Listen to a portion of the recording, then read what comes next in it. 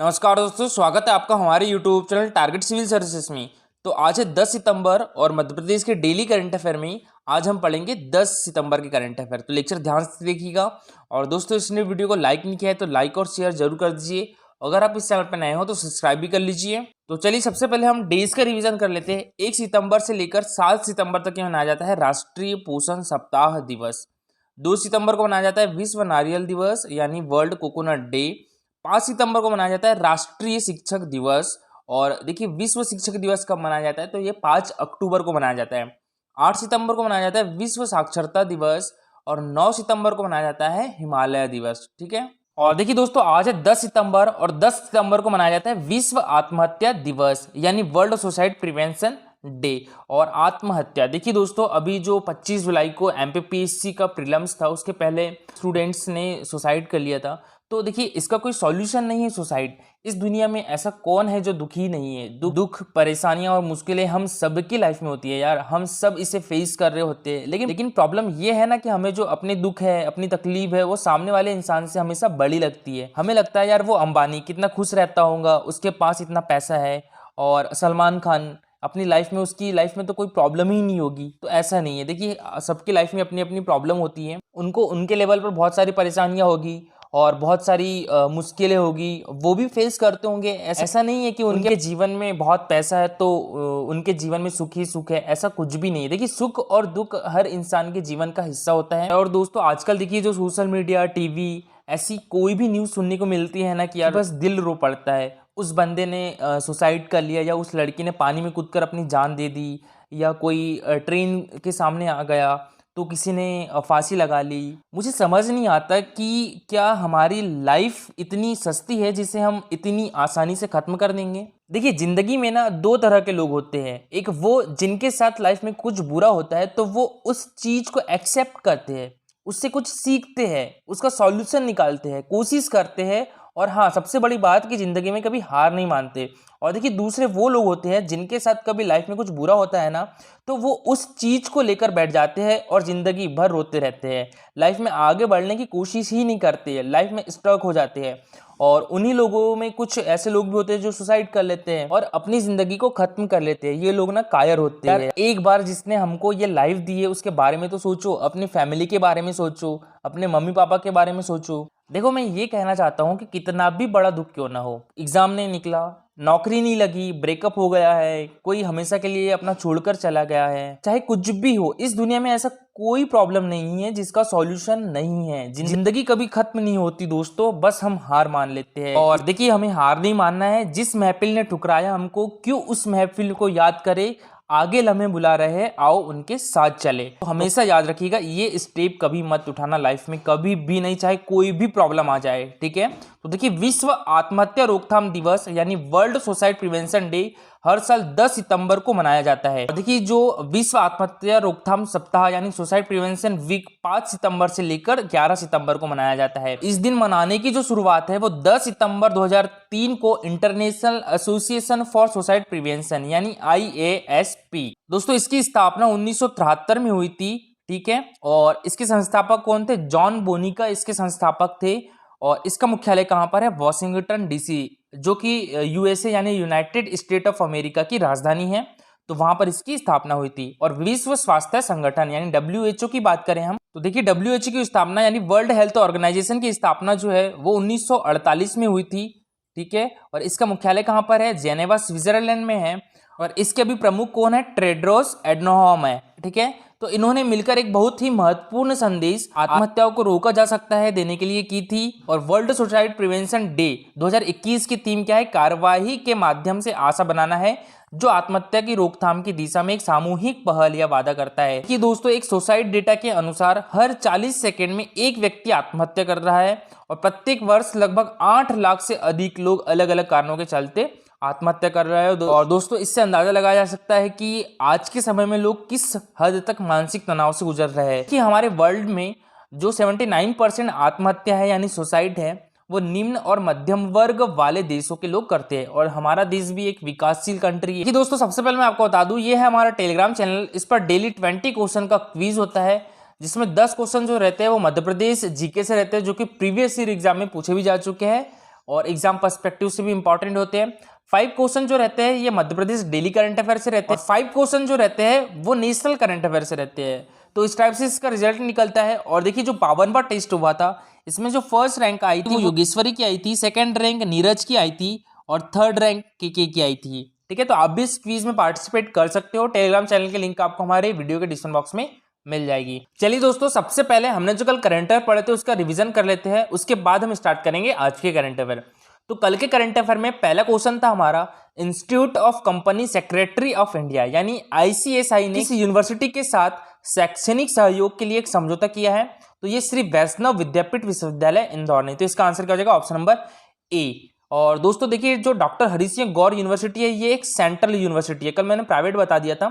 ये केंद्रीय विश्वविद्यालय है, कहां पर है, सागर में है, और ये हमारे मध्य प्रदेश का पहला विश्वविद्यालय भी है। नेक्स्ट क्वेश्चन था हमारा, किस जिले में स्थित जिवाजी यूनिवर्सिटी के अंतर्गत खुलने जा रहे हैं मेडिकल कॉलेज का नाम institute of medical science and research Jiwaji university होगा।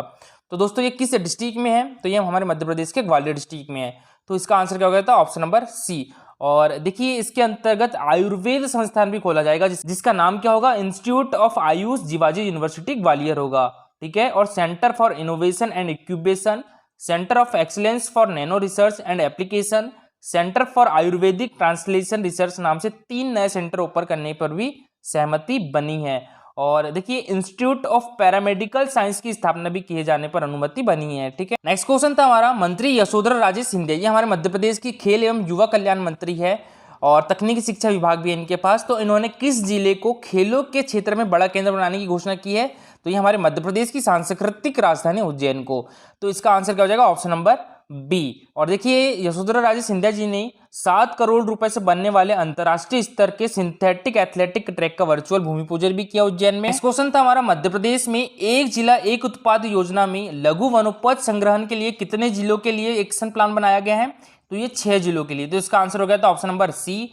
और वो 6 जिले कौन कौन से, अलीराजपुर, सिंगरौली, उमरिया, बैतूल, मंडला और अनूपपुर। चलिए दोस्तों अब स्टार्ट करते हैं आज की करंट अफेयर। तो आज की करंट अफेयर में पहला क्वेश्चन हमारा, नासिया, नासिया की फुल फॉर्म क्या होती है, national Ayurveda students and youth association. Vibha, Vibha की फुल फॉर्म क्या होती है, विज्ञान भारती। और मैपकॉस, मैपकॉस की फुल फॉर्म क्या होती है, Madhya Pradesh council of science and technology. तो हिंदी में क्या बोलेंगे इसको, मध्य प्रदेश विज्ञान एवं प्रौद्योगिकी परिषद। तो इसके तत्वाधान में आयुर्वेद में उद्यमशीलता कार्यशाला का आयोजन कब किया जाएगा, तो ये किया जाएगा 11 सितंबर को। तो इसका आंसर क्या हो जाएगा, ऑप्शन नंबर बी। ठीक है, 11 सितंबर। तो देखिए national Ayurveda students and youth association, विज्ञान भारती तथा मध्य प्रदेश विज्ञान एवं प्रौद्योगिकी परिषद यानी मैपकॉस के संयुक्त तत्वाधान में 11 सितंबर 2021 को विज्ञान भवन में आयुर्वेद में उद्यमशीलता विषय पर कार्यशाला का आयोजन किया जाएगा।